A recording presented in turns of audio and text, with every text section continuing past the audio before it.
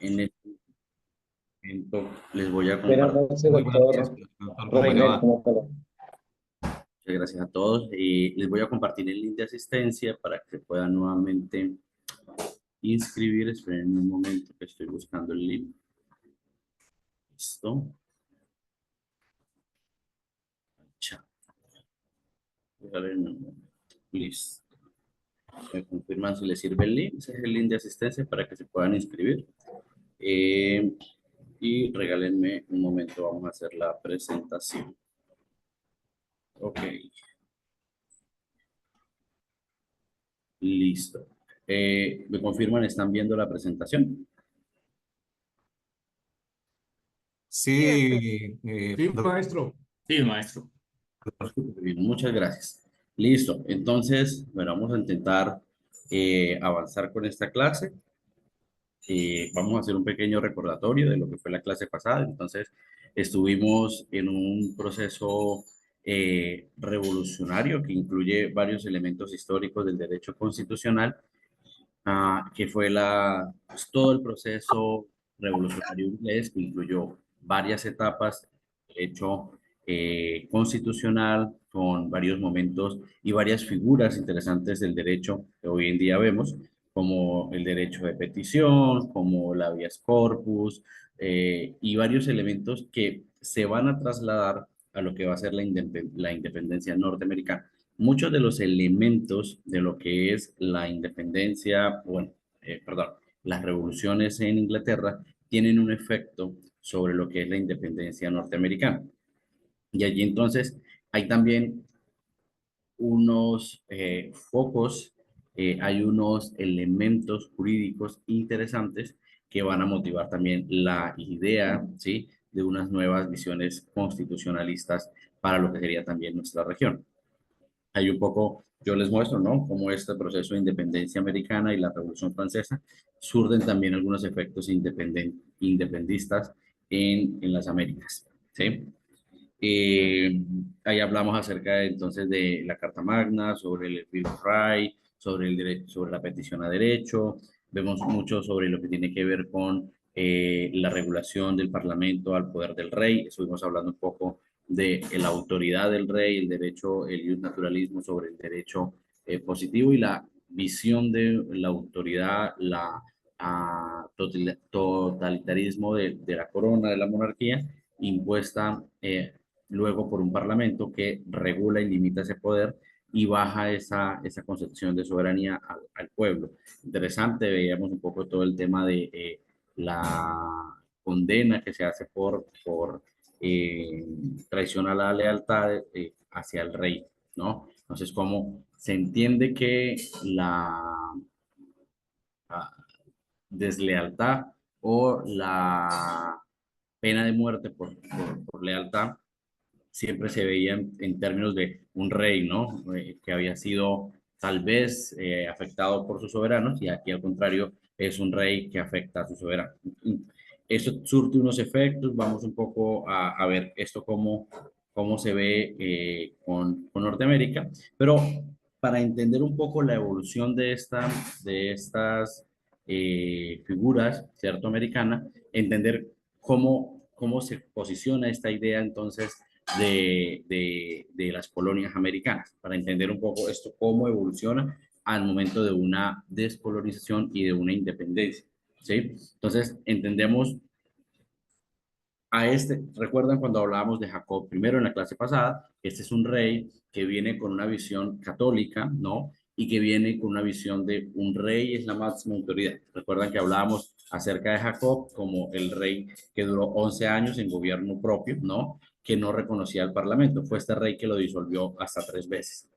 En este punto, Jacob, digamos, en otro escenario diferente al que vivía internamente Inglaterra, también estaba en un proceso de colonización. Fue la época también en la que España había ampliado sus territorios coloniales en América y aquí también había una intención entonces de Inglaterra de poder hacer esa colonización también a América, ¿no? Entonces, la figura de cómo funciona con Inglaterra es muy particular porque el rey crea unas compañías. Estas son como una especie de empresas navales, ¿sí? Administradas por particulares, pero bajo la potestad y soberanía del rey, ¿sí? Entonces ahí se crean entonces la Compañía de Virginia de Londres y la Compañía de Virginia de Fremont. Y estas dos tienen la obligación, ¿cierto? Ya les reenvío nuevamente, Rocío, el link. Esperen un momento. Ustedes pueden escribir en cualquier momento, yo estoy atento al chat para poderles revisar lo que copien en el chat e igualmente si quieren alzar la mano, estaré atento si alguien quiere intervenir sin ningún problema. Yo les decía la clase pasada, si hay algo que estoy hablando que no se entiende, que está como en otro idioma, por favor, interrúmpanme sin ningún problema. Entonces, se crean estas compañías, como les decía, son privadas, pero tienen la administración privada, pero bajo, ¿sí? La supervisión y el reconocimiento de la corona. Y el rey concede unas cartas de autorización para hacer estas colonizaciones. Es una idea muy privada, ¿cierto?, de cómo se extiende esta potestad de la soberanía del rey. Y la idea entonces es que estas dos compañías, tanto Virginia de Londres como Virginia de Fremont, colonizan América, pero con la regla de que ambas no se troquen, como que respeten el territorio. Y estas cartas de navegación incluyen geográficamente dónde van a estar cada una de estas compañías. Entonces, se crean dos colonias, ¿sí? En principio, que fracasan. Estas dos colonias fracasan. La colonia de Roanoke está bajo Virginia de Londres y la colonia de Pofant está bajo Fremont. ¿Sí? Y estas colonias fracasan esencialmente por la confrontación con los nativos americanos. Los nativos americanos tienen un rol importante, clave en todo lo que es el proceso de colonización, en cuanto confrontan fuertemente a los colonos, ¿sí? Y esto genera entonces pérdidas, muchos fracasos en términos de poder lograr una colonización, pero luego se hace un tercer intento de colonización y se crea la colonia de Jamestown. Esta colonia es importante, esta colonia, eh, aquí hay algo muy pintoresco, porque cuando alguno de ustedes ha visto la película de Pocahontas, que es más bien como muy pintoresca de Disney, no es una, digamos, no es una obra realista, no está ceñida a la historia real, pero tiene la esencia, es que los colonos llegan a esta tierra, ¿cierto? Hay una tribu nativa que en este momento, con nombre real, es Powhatan, y esta tribu nativa, ¿cierto?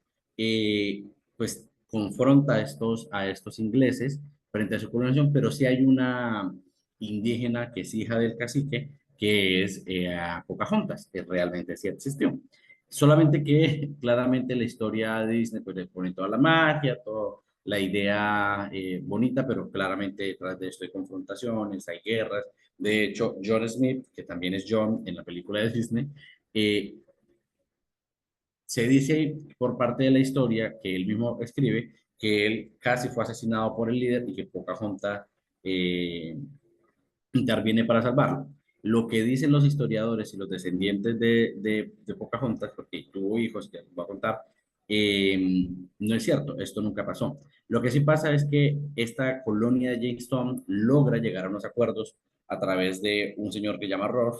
Él se casa con Pocahontas, pero ese señor logra unos acuerdos con la tribu indígena y logra entonces, adicional a eso, establecer unos negocios realmente importantes en esta zona, eh, digamos, en esta colonia, y es a través del tabaco. Esto se vuelve súper exitoso, pero aquí nace una figura muy macabra de nuestra historia, y es que como se hace cada vez más lucrativo las plantaciones de tabaco, empiezan a crearse unas figuras de servidumbre. Para los abogados civilistas, la servidumbre, ¿sí? Es la forma en la que eh, a través de la cesión de un derecho privado del terreno, usted le permite a otra persona que no tiene acceso, por ejemplo, a bienes como el río, como una vía, ¿cierto?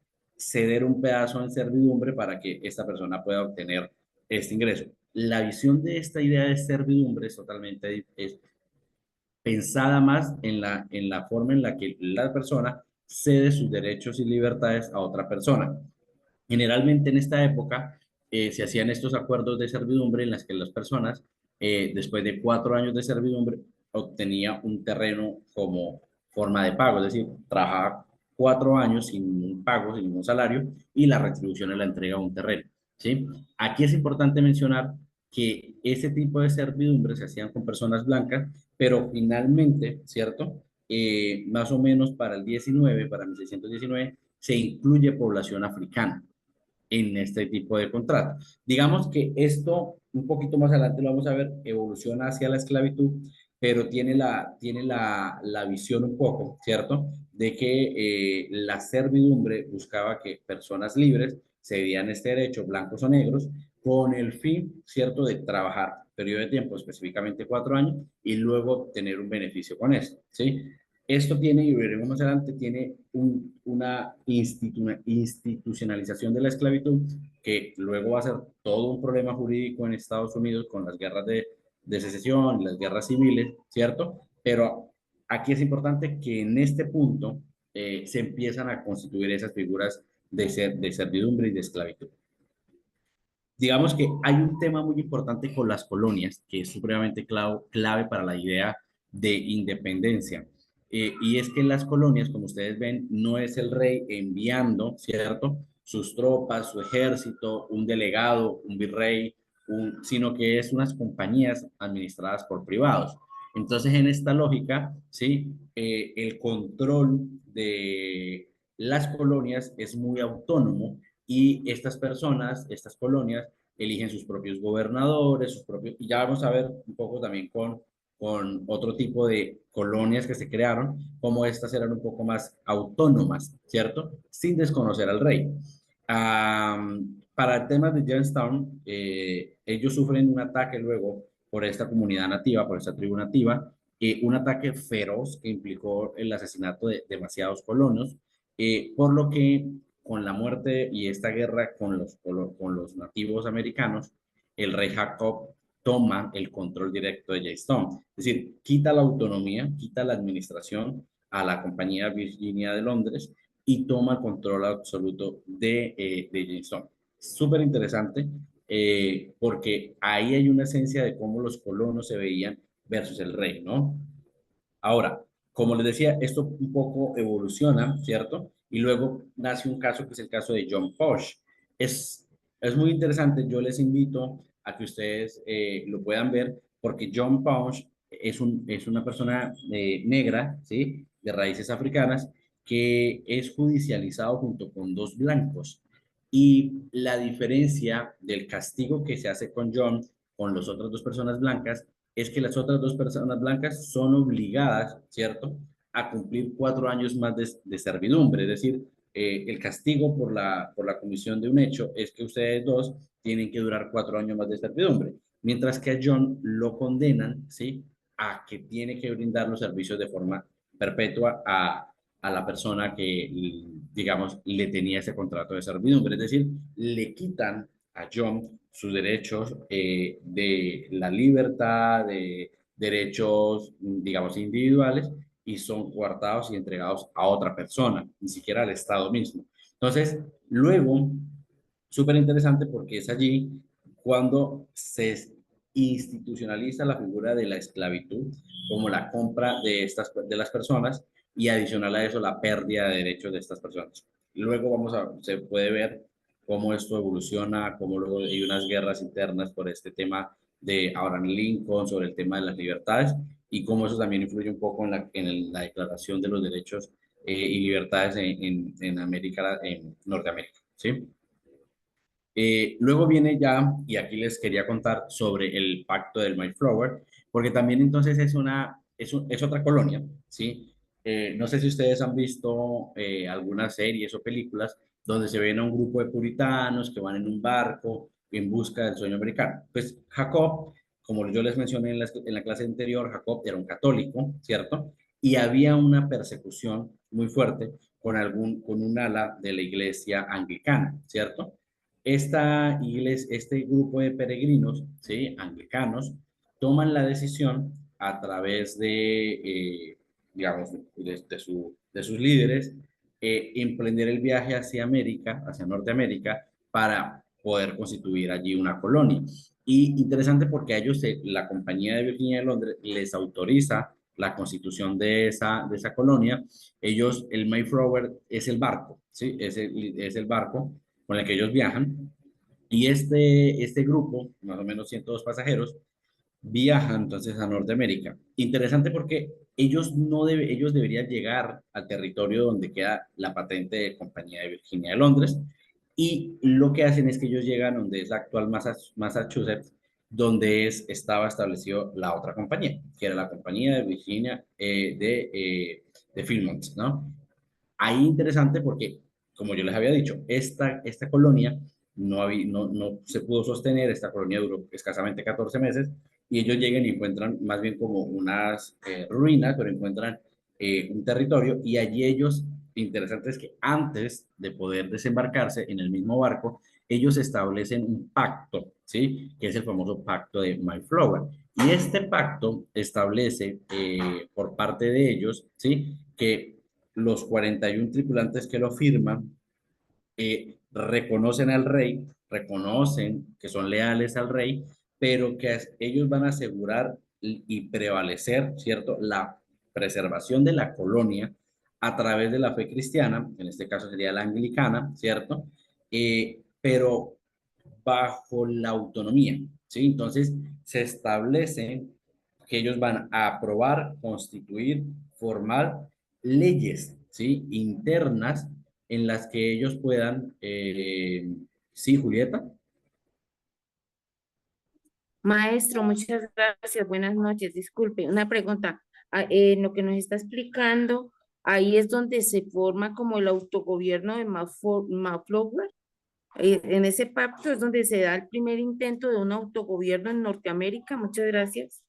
Sí, digamos que no, aunque no es un autogobierno reconocido por el rey, sí es un primer intento de una forma de autogobierno, y ellos lo mencionan. Digamos, el documento traducido al español, se les ha dejado abajo, buscan una forma en la que ellos puedan gobernarse a sí mismos, reconociendo claramente la lealtad del rey. Aquí es importante que, como esto era administrado por colonias, ¿cierto? Realmente por mucho tiempo, las colonias en Norteamérica tenían unas formas de autogobierno. Por eso ustedes nunca van a escuchar un virrey de Virginia, un virrey en Massachusetts. ¿Sí? ¿Alguien quiere intervenir? Ok, pensé que alguien quería intervenir.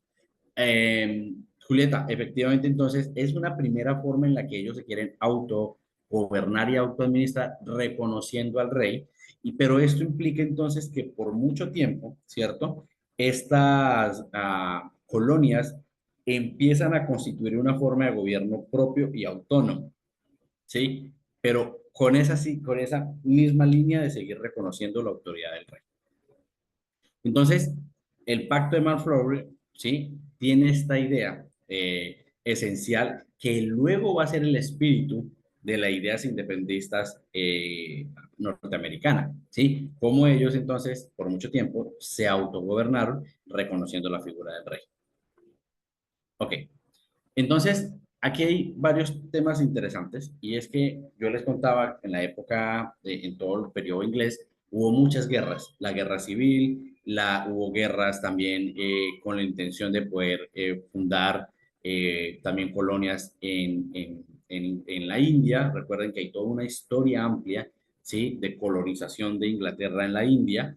Eh, y que duró un periodo larguísimo, ¿sí? Pero con el fin de poder obtener estas victorias en la India, e incluso con las guerras francesas, que aquí cuál es el tema súper clave de esto, porque luego esto repercute en Francia, y es que las colonias inglesas tienen constantemente la intención de ataque de los franceses. Los franceses colonizan Canadá. La capital de Canadá habla inglés y francés como idiomas oficiales, e incluso en unos puntos hablan más francés. Y desde el norte, desde Canadá, ellos quieren bajar hacia lo que es las colonias estadounidenses para poder colonizar estas partes. Y ahí hay una guerra entre Francia y la Inglaterra para, digamos, mantener el poderío inglés. Francia pierde estas guerras, ¿cierto? Contra Inglaterra. Inglaterra permanece con el control de Norteamérica y adicional a eso, pues logra ese poderío en la India, que es de verdad es una historia supremamente interesante también. Con el fin de poder pagar esa deuda, esa costosa deuda de las guerras, pues se imponen tres famosos impuestos: la ley del azúcar, la ley del sello y la ley de Townshend. Y estas son leyes impuestas contra las colonias estadounidenses. Y aquí hay un tema muy importante. ¿Ustedes recuerdan cuál fue el motivo por el cual se declaró la Carta Magna? ¿Cuál fue ese punto crucial para que hubiera una guerra contra Juan sin tierra y se impusiera una Carta Magna? Rocío.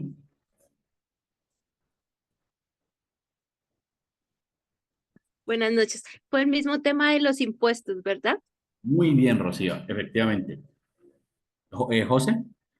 Sí, iba a decir lo mismo, licenciado. Fue el tema de los impuestos porque en ese tiempo, pues, los ingleses duplicaron los impuestos debido a que en la guerra, pues, se quedaron sin dinero, entonces quedaron con muchas deudas.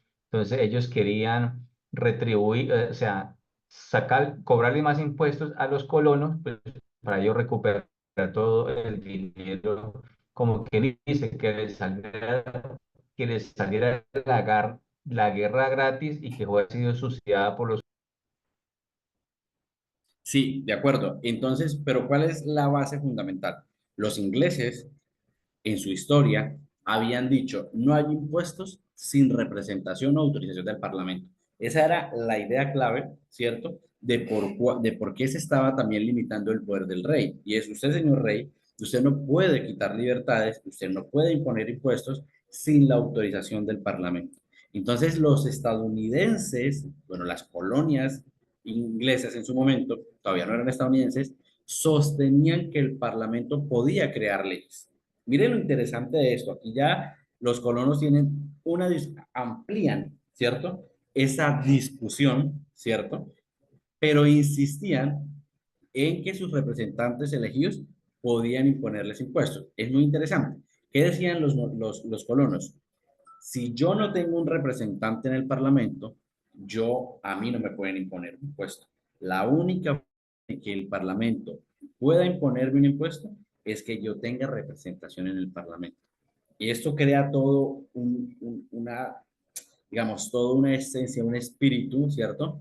Frente a la representatividad, que es crucial en el constitucionalismo actual, frente a la idea de los sistemas de representación participativa, si es de forma directa, si es delegada, ¿sí? Cómo esto, los colonos decían: sí hay un parlamento que puede crear leyes, pero insisten en que debe haber un representante de las colonias para que exista ese impuesto, ¿sí? Interesante entonces, digamos que la reacción de Inglaterra siempre fue un poco reacia contra los colonos. José, ¿quieres Licenciado, mencionar algo? cuando sucedió eso, ¿en qué momento llegaron los afrodescendientes a Norteamérica? Antes de eso ya habían afrodescendientes. Sí, cuando estamos hablando de las colonias en principio, José, en ese momento cuando se crea Jamestown y empieza a haber todo este boom comercial, sobre todo del tabaco, empieza a ingresar, se habla de más o menos de 1619, que se empiezan a ver las primeras llegadas de africanos a las colonias. Pero aquí, José, es interesante porque ellos llegan bajo la figura de servidumbre, por eso les hacía mucho hincapié. No llegan bajo la figura de esclavitud, sino bajo la figura de servidumbre, que luego, ¿cierto? Esto se institucionaliza y se les quita sus derechos y se crea en 1661 la institución de la esclavitud. Pero eso tiene incluso consecuencias a futuro, la declaración, porque ya lo veremos más adelante, pero esto ya se crea en 1661. Mucho antes de la independencia americana, se institucionaliza como una figura, ¿sí? Legal la esclavitud, ¿sí? Pero sí, más o menos se dice que en 1619, como para esa época, se empiezan a tener las primeras personas provenientes del continente africano para servir de mano de obra en las plantaciones, ¿sí? Am, entonces, bueno, aquí digamos que la reacción un poco de los colonos es queremos tener representación, queremos tener voz en el Parlamento para poder decidir sobre la imposición de impuestos en las colonias. Y digamos que una de las reacciones de Inglaterra no fue conceder esta posibilidad. Es muy paradójico porque el Parlamento se construye bajo la idea de luchar contra digamos, el totalitarismo y la autoridad propia del rey y constituirlo más basado en la representatividad del pueblo. Y es súper interesante porque a los colonos no les quieren los británicos reconocer, ¿cierto? Y como una forma de confrontar, bueno, ahí hubo como unas peticiones, hubo como unos enfrentamientos, deciden eliminar algunos impuestos en Inglaterra, pero como una forma de poder demostrar su poderío. Hay otra compañía, que es la Compañía de las Indias Orientales, y a esta compañía le dan el monopolio del té. Es muy interesante porque entonces los británicos le imponen a los colonos que comprar el té cuando ellos podían producirlo, ¿cierto? Y aparte de todo, pagar el impuesto del té. Y es lo que en la historia se conoce como la fiesta del té de Boston. ¿Qué pasa?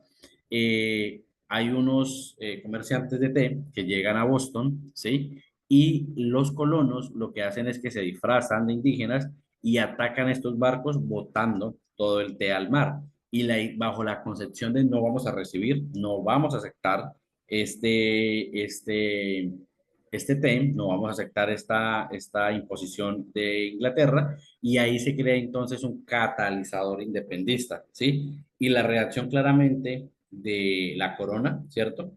Es atacar a las colonias, ahí se imponen unos ejércitos para atacar, ahí nace el famoso George Washington, ahí las colonias se reúnen, ahí es importante porque son colonias todas muy separadas, pero hay una reacción solidaria entre las colonias y se crea un ejército patriota, que es el famoso ejército patriota americano. Y antes de pasar como a ese proceso, yo quería resaltar tres grandes influencias, digamos, en el derecho constitucional en general. Esto va a influenciar a Francia, a Estados Unidos, y nos va a influenciar a todos en el continente. Absolutamente todos vamos a ser influenciados por, digamos, hay varios personajes, pero estos tres personajes son clave dentro del constitucionalismo, colegas, porque crean unos precedentes supremamente interesantes.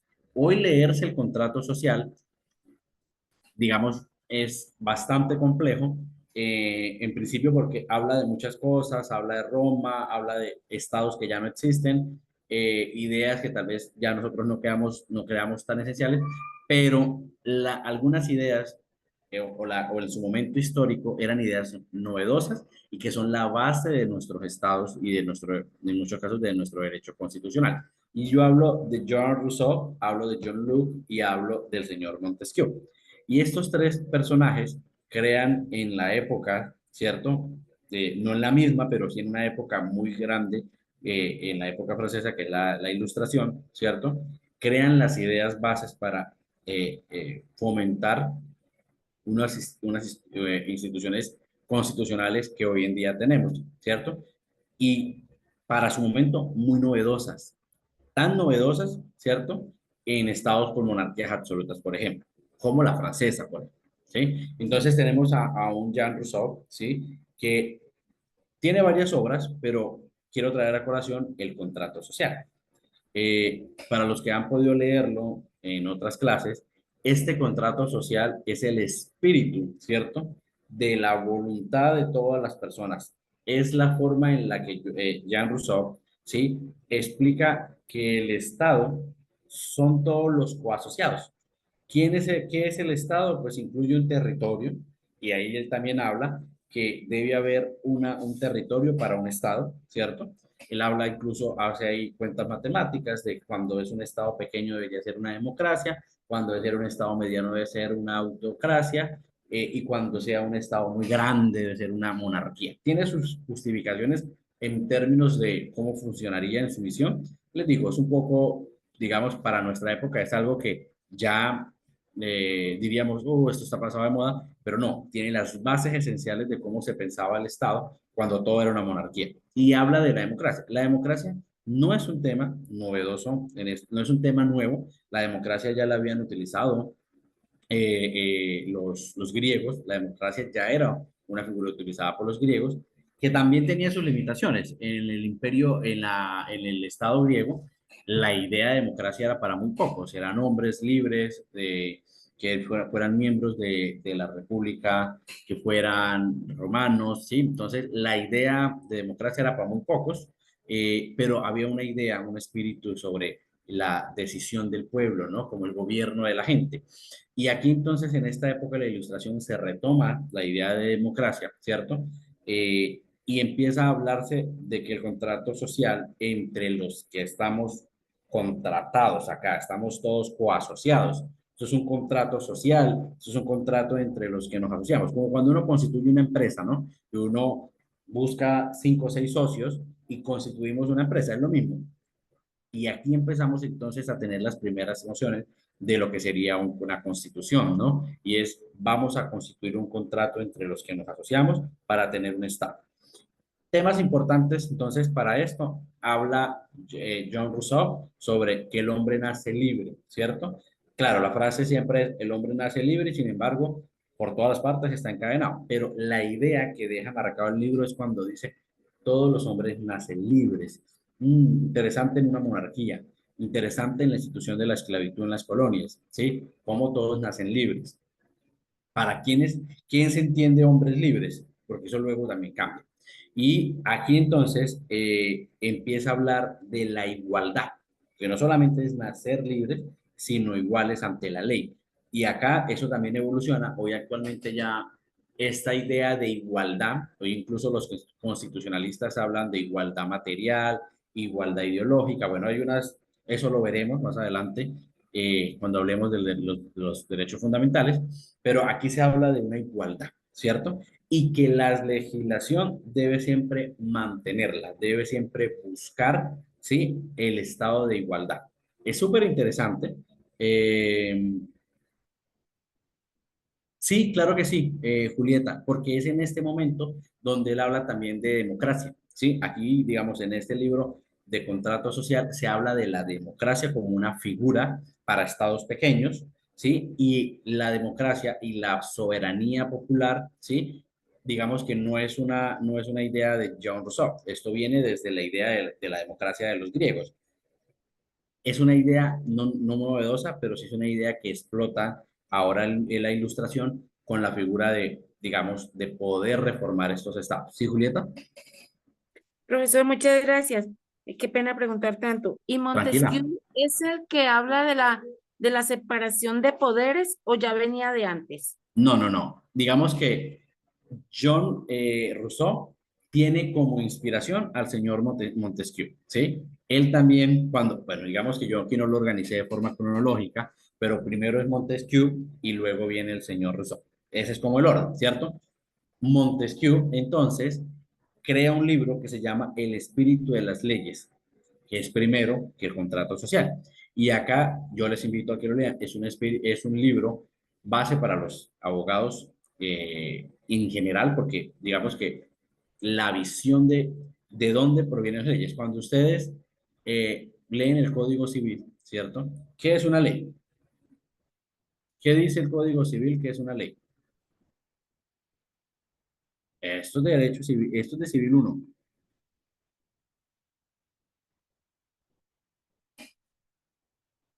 Bueno, busquen en Google. Una ¿Qué es la ley es ley? una norma jurídica de carácter obligatorio. ¿Qué dice el Código Civil, Julieta? ¿Qué es la ley?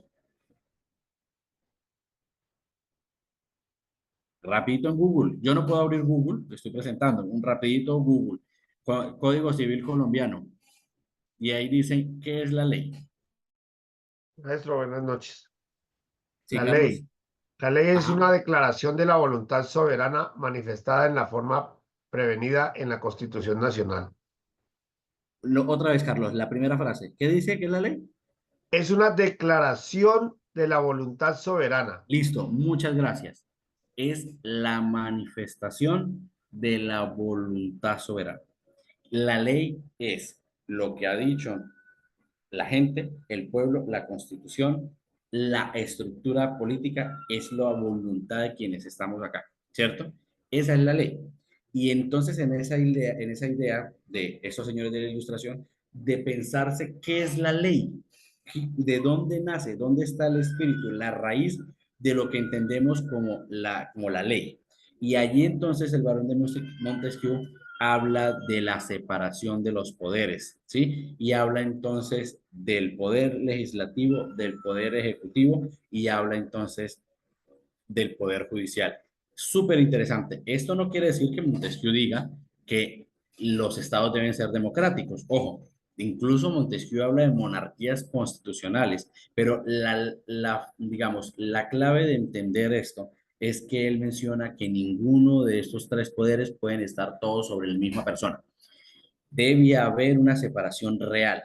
Quien tenga el ejecutivo, quien tenga el poder de crear la ley, quien tenga el poder, y claramente, ¿sí? Bajo la voluntad de la soberanía, ¿cierto? Quien tenga entonces la potestad legal de ejecutarlas, hacerlas real, hacerlas valer, y quien tenga entonces la posibilidad de castigar y coaccionar por el incumplimiento de la ley. Claro, estas son ideas muy básicas porque las ideas del Ejecutivo, el Legislativo y el Judicial han evolucionado, por ejemplo, con los guardianes de la Constitución, la interpretación, la supremacía del derecho, la idea de la supremacía de la ley por encima. ¿Sí? Entonces, ya por ejemplo, hoy no se habla solamente de que los jueces están bajo el imperio de la ley, sino que deben tener otros auxiliares para poder hacer interpretación de la norma. Entonces, ahí es muy interesante. Para la época digamos, del holocausto nazi, que lo veremos también más adelante,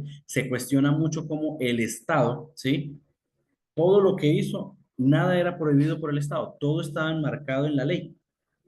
Todo absolutamente estaba enmarcado y los jueces también lo permitieron. Entonces, como la interpretación exegética de la norma, ¿cierto? También puede ser un error, ¿cierto? Y hay que agregarles unas interpretaciones diferentes, más interpretaciones más sistemáticas. Bueno, yo me estoy adelantando en el tema, pero Montesquieu genera esta discusión sobre la separación de poderes, Julieta, que luego es retomado por Rousseau con el contrato social. Y es la visión entonces, sí, Julieta, adelante. Profesor, qué pena tanto opinar. No, para Profesor, eso estamos entonces acá.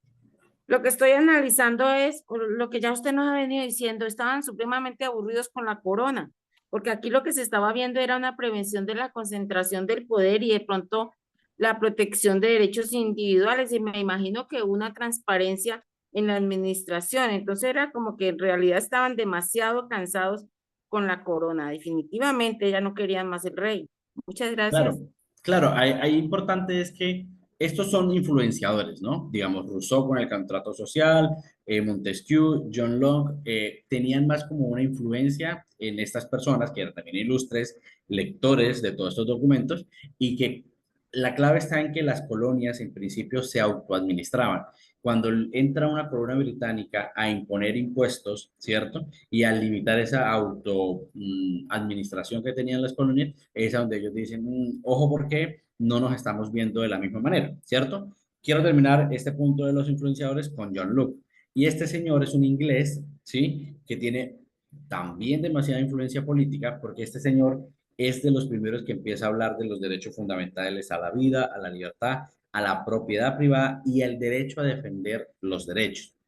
Claro, muy resumido porque esto requiere tiene mucha más lectura el señor Leon Luke, pero este también habla de la constitución política. Digamos que es un ilustre que empieza ya a hablar de la constitución del Estado, cómo nos vamos a organizar, cómo vamos a tener un contrato entre todos los asociados, ¿no? Entonces, estos catalizadores, espérame que no me va a pasar, sí, son los catalizadores ¿cierto? Estamos hablando de lo que está ocurriendo históricamente en el momento, con todo lo que tiene que ver con los impuestos, los enfrentamientos, son unos catalizadores para gestar la independencia norteamericana, ¿sí? Y tener la guerra entre las colonias y el reino británico. Les estoy presentando lo que es la Constitución Política de Estados Unidos de Norteamérica, bueno, Estados Unidos de América para ellos, y esta es muy interesante. Esta Constitución está hoy, es la Constitución vigente hoy en Estados Unidos. Claro, tuvo algunas enmiendas, ha tenido algunas enmiendas, pero la Constitución que tiene hoy los Estados Unidos de América es la misma que se constituyó en el 87, ¿sí? Interesante porque es una constitución que ha durado varios años, ¿cierto? Ha traspasado incluso siglos, que diferente a nuestra región, digamos, a México, a Colombia, Venezuela, Bolivia, Chile, etcétera, hemos tenido varias constituciones, no hemos logrado tener una única constitución. Ellos tienen una constitución desde 1787. De ahí ha permanecido su constitución, ¿sí? Mientras que, por ejemplo, si ustedes saben, Chile estuvo en un proceso de asamblea constituyente, emitieron una constitución que no fue aprobada y está en revisión. Es decir, que posiblemente, creo que el proceso ya va muy lento, pero posiblemente Chile tenga una constitución nueva en pleno siglo XXI. Pero, por ejemplo, si vemos la constitución de Venezuela, ¿de cuándo es la constitución de Venezuela? Vamos, Google. No le voy a dar la fecha. ¿Cuándo es la Constitución? ¿Cuándo fue promulgada la Constitución de la República Federal de Venezuela, Bolivariana de Venezuela? 30 de diciembre del año 99. Del 99, señores. Estaba a esto de pasarse para el 2000. ¿Cuándo es la Constitución de Colombia? Bueno, todos. Eso es derecho constitucional en el colegio. Perdón, 1991 es la 1991. última. del 90. 91, exacto. ¿Cuándo fue la Constitución de Ecuador? Google, busquen Google.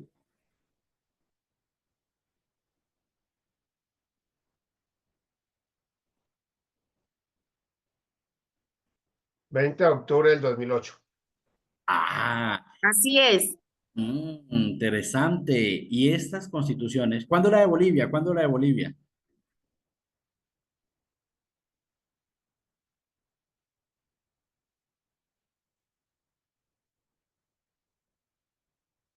Vamos a ver quién tiene el internet más rápido. En el 2009. 2009. Una constitución como la de Bolivia que habla de la Pachamama. Entonces, interesante cómo Estados Unidos de América ha mantenido una constitución de 1787. La misma constitución con enmiendas, claramente le han hecho enmiendas, pero es el mismo espíritu y ya les voy a dar digamos, ¿sí, Rocío? Tengo una pregunta. ¿Es por eso mismo que en Estados Unidos se mantienen dos partidos políticos? Porque desde antes de la independencia, como que se dividió en dos partes el tema de cómo iban a gobernarse después de ser independientes de Inglaterra. ¿Es por eso? Bueno, ojo, su sistema político en términos de elección, ¿sí? No limita a tener partidos independientes. De hecho, Estados Unidos sí tiene partidos independientes, solo que la cultura electoral estadounidense ha mantenido una estructura histórica muy fuerte de dos partidos, ¿sí? El Partido Demócrata y el Partido Republicano, pero hay unos partidos independientes, solo que esos partidos no logran el umbral político para poder tener una fuerza política en el Congreso ni poder tener siquiera un presidente, ¿sí? Pero ellos sí tienen partidos independientes, Rocío, sí tienen. Lo único es que la cultura electoral de ellos no ha logrado que un partido independiente logre la fuerza de tener Entonces, funciona como un poco la idea, no es igual, quiero aclarar, no es igual, pero imagínense que algunos países hay unos umbrales electorales para que un partido pueda ser reconocido y pueda tener una representación en el Parlamento, en el Congreso, bueno, en la Asamblea, ¿cierto? Y si no logran ese umbral, pues no tienen esa posibilidad. Pasan a Estados Unidos y ellos tienen unos sistemas de escuelas electorales. No sé si ustedes vieron las elecciones de Hillary Clinton con Trump, donde aunque Hillary ganó en votos, no ganó en escuelas y por eso no pudo ser presidente. ¿Sí? ¿Ustedes alguna vez vieron eso en las elecciones, las primeras elecciones que tuvo Trump con Hillary? Funciona así. Ellos tienen un sistema de escuelas muy de ellos que sí nace de esta constitución, Rocío. ¿Sí? Y su sistema electoral no ha sido cambiado. Hay muchas críticas a que ese sistema realmente no representa, pues, toda la mayoría, pero ellos no la van a reformar y están en la misma lógica de los británicos. Es decir, es que ellos son finalmente colonias británicas con un espíritu muy relacionado a eso es lo que somos, ¿sí? Y cualquier estadounidense, ¿sí? Primero va a poner su constitución por encima y siempre, digamos, que la carta de entrada de un estadounidense es su constitución, ¿sí? Porque es como cómo los orienta a ellos como nación, ¿sí? La identidad como nación está basada en su constitución. Entonces, no, Rocío, sí hay partidos independientes en Estados Unidos, solo que la cultura electoral, digamos, no les va a dar la suficiente fuerza política en Estados Unidos. Siempre va a estar regida por estos dos partidos fuertes que son los republicanos y los demócratas. Dale, Rocío. Vale, muchas gracias. Listo. Entonces, bueno, importante, Rocío, que este tema de los partidos independientes es también muy novedoso. Unas reformas legales que hicieron en Estados Unidos para poder tener partidos independientes, pero realmente sin la fuerza política no es posible, ¿sí? Bueno, entonces, como veníamos mencionando, hay un aumento de los impuestos por parte del rey en Londres que violaba los derechos. Entonces, ¿qué decían los colonos? Que ellos habían también como ciudadanos ingleses, habían adquirido derechos a través de la Carta Magna, por eso es importante lo que vimos antes, y a través de la Revolución de Cromwell. ¿Recuerdan la Revolución de Cromwell, no? ¿Cuál es el hito más importante de la Revolución de Cromwell? Que es un señor que hace un protectorado, que se declara protector. La institucionalización de la Primera República, ¿sí? De la Primera República Inglesa, a través de la mancomunidad, a través entonces de la Bill of Rights, a través de la petición de derechos. Aquí es la idea de Cromwell, de un Estado de la gente para la gente, y con la declaratoria de la pena máxima de muerte al rey Jacob, ¿sí? Entonces, ellos dicen, los colonos, que ellos como ciudadanos ingleses tienen derechos adquiridos por la Carta Magna, ¿sí? Y por la Revolución de Cromwell, y es a que no se le puede entonces imponer a ellos, ¿cierto? Impuestos sin una representación. Entonces, al negársele esto, ¿cierto? El derecho de tener representantes en la Cámara Común, ellos dicen, mire, se nos ha violado los principios políticos por los cuales se ha fundado la idea de los ingleses, ¿cierto? Y nuevamente ahí ellos hablan acerca de, no hay impuestos en representación, señores, en Londres. Esto no puede funcionar así. Usted no me puede poner impuestos a mí sin que yo tenga un representante en el Parlamento que los pueda reconocer como impuestos nuestros. Y entonces ahí empieza a gestarse un espíritu de independencia. Se hace el primer Congreso de Filadelfia en el 74, ¿cierto? Y ellos también hacen una figura, ellos básicamente copian mucho de las revoluciones inglesas y también hacen una petición de derechos al rey, ¿cierto? En ese momento el rey Jorge III, solicitando entonces que les den este reconocimiento, esta instancia en el Parlamento, ¿cierto? Pero al contrario, ¿cierto? De tener una respuesta favorable por parte del rey, ¿cierto? Los ataca. Y son los primeros enfrentamientos. Lo que hace el rey es que envía entonces su ejército en Massachusetts y ataca entonces en el 75 a los colonos. Ya ahí entonces los colonos tienen su primera intención de decir, lo lamentamos, pero nosotros no vamos a reconocer la autoridad de ustedes, señores ingleses, y ahí empieza entonces a crearse el primer Congreso Continental en el 75 y se constituye también un documento, ¿cierto? Se crea las primeras bases de la Constitución de los Estados Unidos. Ahí ellos, entonces, ¿cuáles son las primeras bases que ellos tienen frente a eso? Ellos hablan de su intención formal. Aquí en el 75, formalmente ellos dicen, nos declaramos independientes de Gran Bretaña o de la corona inglesa, ¿cierto? Y aquí ellos reconocen, y aquí, porque lo menciono que es importante, que hay un derecho a la vida, hay un derecho a la libertad y un derecho muy bonito, cuando uno lee el documento en español, la búsqueda de su propia felicidad. Es una idea muy individualista, interesante dentro de la idea norteamericana o de la idea americana de los derechos. Ellos son basados en una visión muy individualista. Cada persona es la responsable de la búsqueda de su felicidad. Señor Estado, no me dé nada, pero usted garantíceme que yo pueda conseguir la felicidad, ¿cierto? Esto no es de ahora, el sueño americano, la idea, no, esto tiene la base, ¿cierto? En la propia cultura norteamericana, y es que ellos se constituyen, ¿cierto? A partir de la búsqueda de su propia felicidad. Y allí entonces hablan de hombres iguales, pero muy, muy importante. Esto solamente es para colonos blancos y terratenientes. No a todos les aplica. ¿A quién no les aplica? Negros, ¿cierto? Y blancos pobres. Es decir, la idea de independencia para todos no aplica acá. ¿Quién no entra aquí? ¿A quién me falta que no entra aquí dentro? Hombres iguales.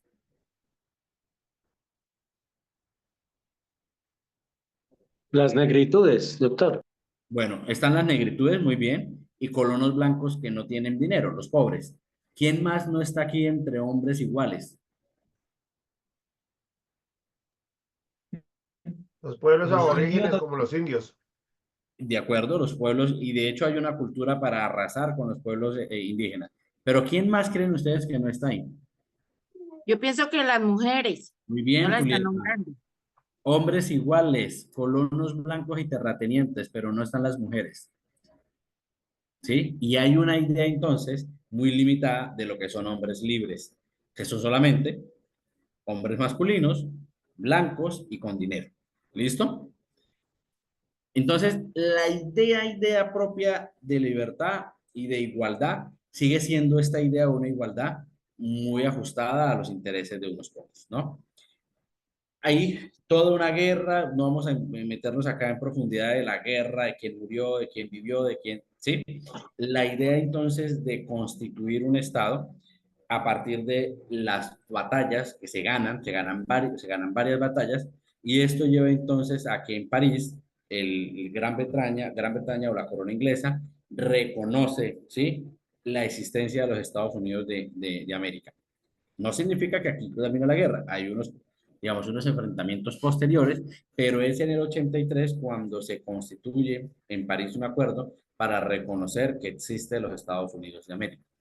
Y en el 87 se constituye, se crea la Constitución Política de Norteamérica, que es un documento de corte liberal, es decir, que reconoce, ¿cierto?, unas instituciones liberales, como por ejemplo la idea de un Estado sin rey, de un Estado con democracia, con separación de poderes, con instituciones legislativas. Bueno, interesante, creo que los norteamericanos con esta constitución crean un sistema de pesos y contrapesos, ¿sí? Y ellos, esa es una figura jurídica muy interesante en la que ellos se idean un estado en el que un poder es controlado por otro poder. Es decir, y ustedes lo ven mucho en la televisión, en las películas, documentales, en ustedes lo quieran ver, pero se ve mucho cómo el presidente responde al Congreso, ¿sí? Cómo el Congreso responde al poder, al Congreso.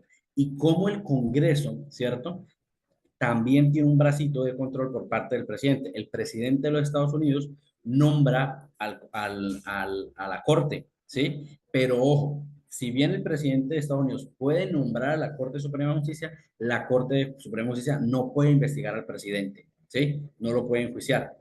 Pero el Congreso, que es elegido popularmente, puede hacer una investigación de investidura al presidente. Ese es el contrapeso contra el presidente, pero la Corte Suprema puede investigar a los congresistas. Es decir, es una idea en la que los norteamericanos se pensaron una idea de equilibrios de poderes, es decir, en la que usted tenga a alguien que le haga un contrapeso a su poder. Usted no es absoluto, usted no puede ir más allá, usted lo controla a alguien más, ¿cierto?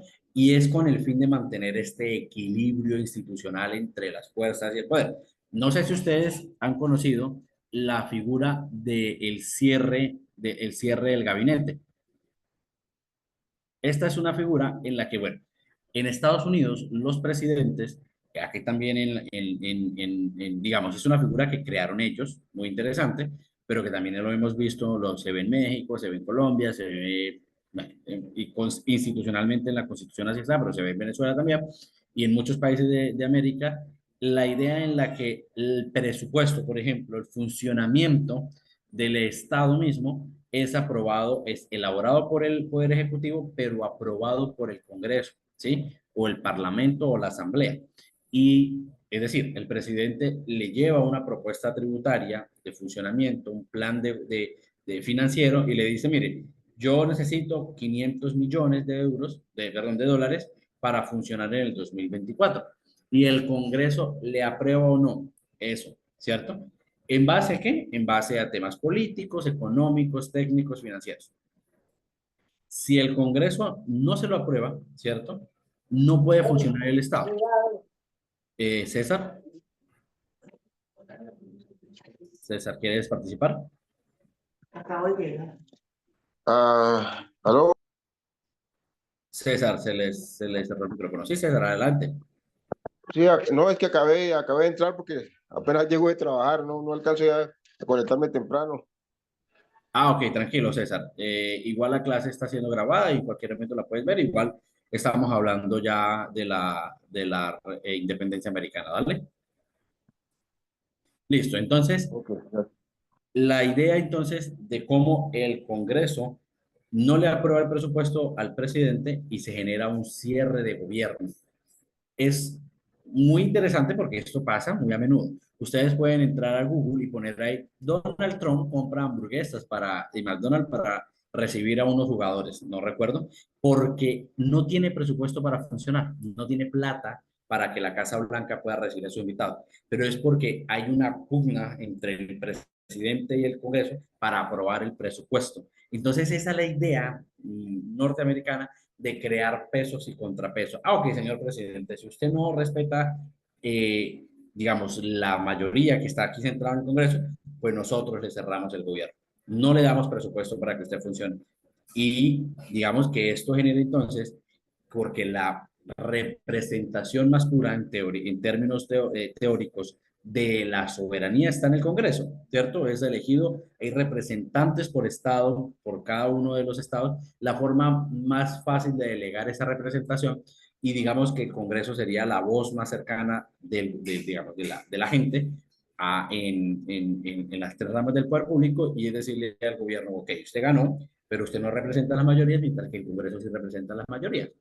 Y en esta idea le hacen un peso y un contrapeso al, al gobierno.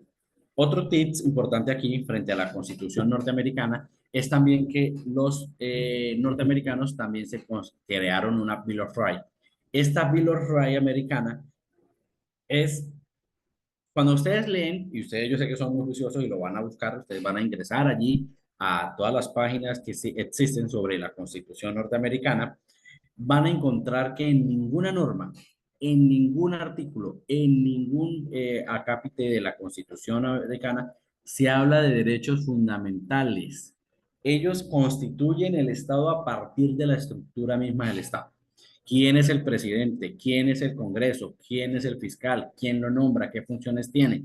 Sí, constituyen una estructura del Estado, pero no le dan ese cuerpo normativo de los derechos. ¿Sí? Que se venía hablando cerca de derechos, pero a ellos parece ser que se les pasó. Entonces los norteamericanos luego se crearon una Bill of Rights americana, muy al estilo de los ingleses, y esta Bill of Rights americana contiene las enmiendas, ¿sí? con derechos. Ustedes han visto las películas donde cuando se llevan allá a los juicios, las personas dicen, guardo silencio bajo la enmienda número quinta, ¿sí? Y es como la creación del derecho al debido proceso, a la no, o sea, digamos, en ese catálogo que tiene esa Bill of Rights americana están todos los derechos fundamentales para los norteamericanos. Interesante que hay dos salas de la idea constitucional en Norteamérica y hay una escuela constitucional que dice que esas enmiendas no son parte de la constitución escrita, que no fue creada por los constituyentes y por lo tanto eso no se debe entender como parte de la constitución, que es una ley, pero que no es la constitución. Mientras que hay otra escuela constitucional norteamericana que dice que ella fue constituida a partir del Congreso y que que existe la forma de reformar la Constitución, por lo tanto hace parte de la esencia misma de la Constitución y la voluntad soberana de las personas, y por lo tanto sí es de la Constitución. Supremamente interesante, porque lo vamos a ver luego cuando nosotros empezamos aquí muy criollos en México, en Colombia, en Venezuela, en Bolivia, empezamos a constituir entonces reformas constitucionales y se empieza a ver discusiones acerca de constituciones estrictas. Aquí lo veremos más adelante, pero hay constituciones que son flexibles, que son estrictas, que son constituciones que cuando es flexible es porque se pueden modificar de forma rápida, son estrictas porque tal vez su forma de reforma es mucho más difícil, pero aquí la discusión en términos de si, por ejemplo, en el 87, 1787, se creó el documento de la Constitución, fue la base de la Constitución de la creación del Estado de Estados Unidos, pero en ella no incluyeron derechos fundamentales, sino que años después, a través de unas enmiendas, se crean, ¿cierto?, estos derechos fundamentales que debe prevalecer, que debe ser entendido como norma de normas. Esta Constitución más las enmiendas o la Constitución sin las enmiendas, y se entienden las enmiendas como meros leyes adicionales. Muy interesante. Hoy por día ha habido posiciones que muy interesantes con la Corte Suprema de Justicia norteamericana frente a la posición de que tienen estas enmiendas como derechos fundamentales y que hacen parte de la Constitución. Pero hay doctrina bastante en América, en Norteamérica, frente al constitucionalismo. Veremos más adelante una doctrina interesante del derecho norteamericano, que es importante que ustedes aquí digamos, lo dimensionen, que es frente al control de constitucionalidad que hace la Corte norteamericana, porque eso no está en la Constitución. Nuestra Constitución sí lo tiene, ¿sí? ¿Me escuchan bajito? ¿Ustedes me escuchan bien todos? ¿Sí me escuchan bien? Doctor, se escucha fuerte y claro. Gracias. Sí, señor, se escucha Iba a bien. decir lo mismo, fuerte y claro. Yo también lo escucho normal. Internet, Fuerte y claro. listo. Entonces, hay un precedente constitucional en Norteamérica, que ya lo veremos más adelante, porque nuestras constituciones sí hablan del control, ¿cierto? Constitucional difuso, que no lo tiene la constitución norteamericana. Y luego es a través de la doctrina, a través de la jurisprudencia de la Corte Suprema de Justicia, que crea ese control y dice, oigan, yo sí tengo el poder legal constitucional de salvaguardar la Constitución. Vale. Esto genera un precedente, ¿cierto?, en Norteamérica, porque eso no está en la Constitución. En ninguna parte de la Constitución de Norteamérica se le da esa potestad a la Corte. ¿Sí? La interpretación la hace la misma Corte. Pero es una figura realmente muy interesante que tienen los norteamericanos. Entonces, hay una constitución que habla de la estructura del Estado, pero hay unos derechos a través de unas enmiendas que se agregan, ¿sí? Nosotros tenemos diferente, pero muy interesante entender cómo ellos tienen la visión del mundo. Entonces, aquí yo quiero resumir esta parte entonces con que si ustedes dan cuenta de la historia de la revolución de los británicos no constituyeron un nuevo Estado, no crearon un nuevo Estado, no crearon una nueva estructura propiamente dicha. Ellos, a través del paso del tiempo, limitaron derechos, ¿cierto? Estructuraron mejor su forma de autogobernarse y crearon unas limitaciones a la autoridad del rey.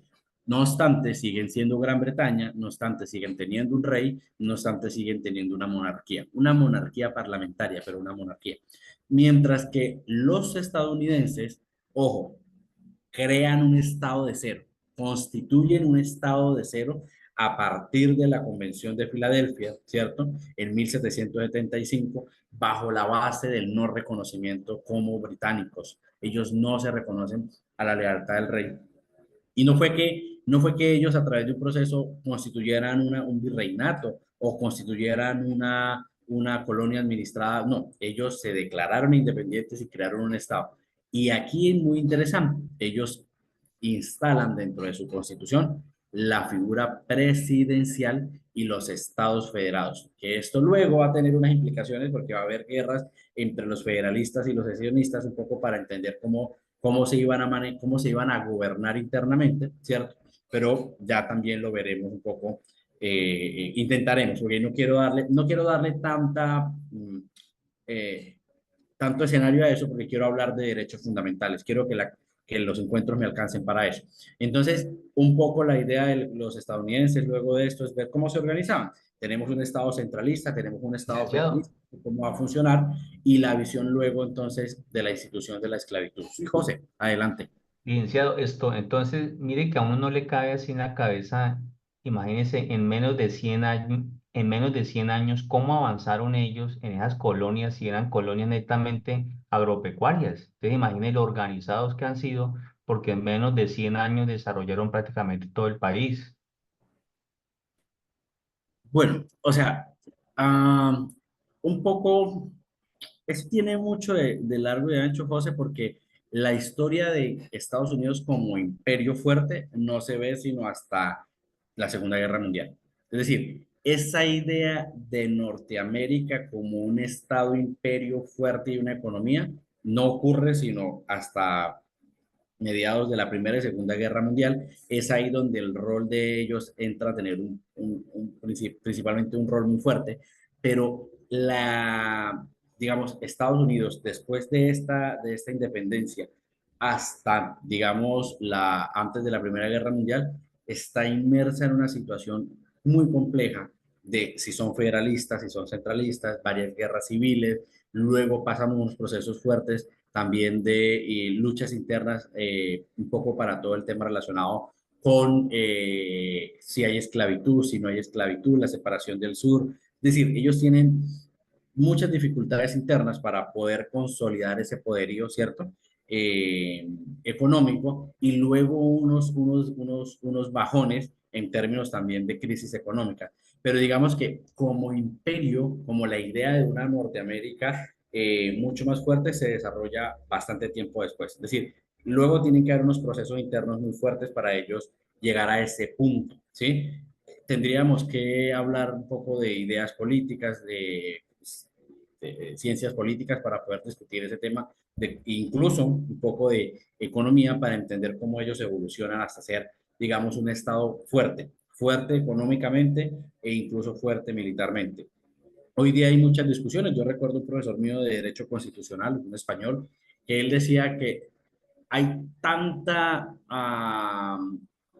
inversión en la idea de Estados Unidos que aunque sea un estado que tenga crisis económica, aunque sea un estado que pueda tener una economía que esté en declive, hay tanta plata invertida que él cree que a pesar de eso nunca va a haber una crisis o se va a creer en desmoronar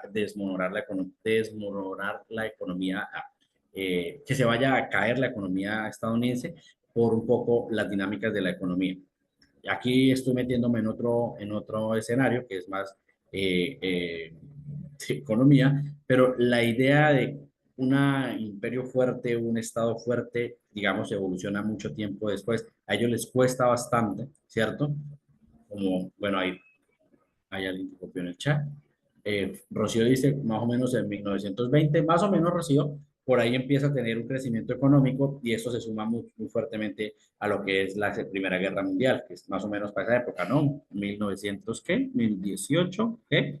¿Cuándo es la Primera Guerra Mundial? Bueno, ahí más adelante lo veremos, pero es más o menos sobre la Primera Guerra Mundial y la Segunda Guerra Mundial que Estados Unidos empieza a tener un rol en la economía supremamente fuerte. Pero esto también está en base a toda la geopolítica de su momento, ¿sí? Pero les cuesta, José, les cuesta unos 200, 300 años para poder llegar a esa idea, ¿no? Lo que sí es muy interesante es que su constitución permanece, su sistema político y social permanece la misma idea, esa misma institución, esa misma, digamos,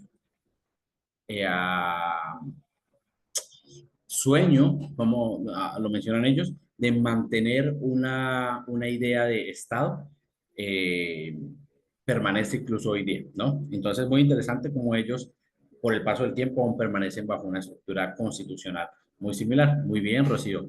Entre 1914 y 1918, en la Primera Guerra Mundial, Estados Unidos no interviene en esta guerra, intenta apoyar con un acuerdo, ¿cierto? Y por eso les menciono, es a partir de ese momento donde empieza Estados Unidos a tener un rol en la geopolítica global. Antes no, no hay realmente la visión de Estados Unidos como una potencia. ¿Sí? Nada, colegas, 9:12. Quería pues aprovechar, tenemos 3 minutos para terminar la clase. Si tienen preguntas, dudas, inquietudes frente a este otro hito de la evolución del derecho constitucional. Dale, Rocío, adelante. Yo tengo una pregunta que me surge respecto al tema de los derechos fundamentales en Estados Unidos. Acá en Colombia, cuando se vulnera un derecho, nosotros nos podemos remitir a la Constitución. Cuando uno quiere poner como una queja o algo así, no sé, en el Código del Trabajo, por ejemplo.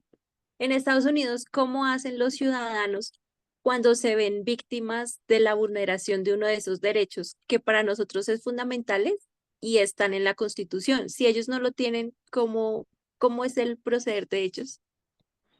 Sí, por eso te decía que ellos tienen la Bill of Rights americana, también es una declaración de derechos, también la tienen, ellos la contienen ahí dentro de su normativa legal. Hay una particularidad con el sistema norteamericano y es que ellos, dependiendo de cada estado, también tienen unas leyes y una constitución federal, ¿cierto? Ustedes pueden ver, por ejemplo, cuando se habla del derecho del matrimonio entre personas del mismo sexo. No todos los estados, es decir, en Estados Unidos, no todas las personas tienen este derecho. Unos estados puntualmente los han ratificado a través de leyes estatales y hay leyes federales, ¿sí? Esa es la diferencia. Entonces, cada estado tiene la forma en la que ellos también tienen leyes que no están contempladas en su norma constitucional. Entonces, varía mucho de un estado a otro, ¿cierto?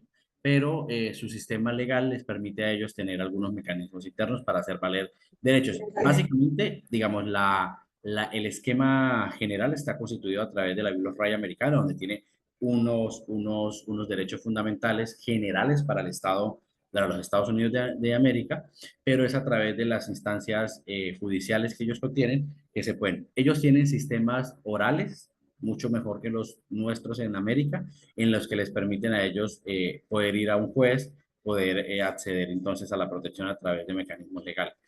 Son, digamos que, dependiendo de los estados, ¿sí? No todos los estados funcionan igual en Estados Unidos. Ahí habría que profundizar, Rocío, en términos de sistema legal americano, porque no funciona igual incluso de México hacia abajo, no funciona igual en Estados Unidos. Sí, ellos sí tienen unas diferencias muy marcadas por estado. Por eso es que ellos tienen colegios de abogados y barras de abogados para definir si usted puede o no ejercer, por ejemplo, si usted es abogado de Nueva York, si usted puede ejercer en otro estado diferente. Bueno, tienen ahí algunas temas federados que incluyen a todos los estados y algunos temas muy estatales. No sé, Rocío, si con eso respondí tu pregunta. Sí, doctor, muchísimas gracias. Gracias. No sé si alguien más tenga alguna pregunta.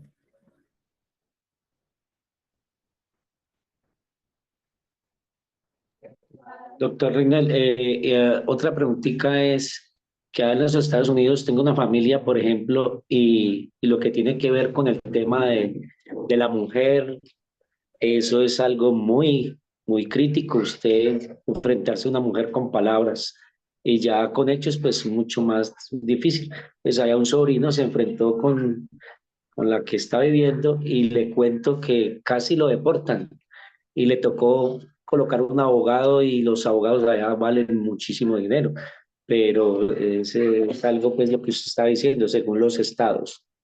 Sí, bueno, digamos, yo les digo que no soy experto en derecho legal norteamericano, soy constitucionalista, pero algunas nociones del términos del derecho americano tiene que ver también con cómo funcionan ellos en términos de la idea individualista. Por ejemplo, en un estado usted puede tener un problema familiar y usted llama a la policía y si la policía viene a su casa y usted dice, lo lamento, no está pasando nada, a usted le cobran una multa por hacer uso de la policía. Súper interesante. Ellos tienen muchas formas muy diferentes dependiendo de los estados, pero hay muchas particularidades del sistema americano.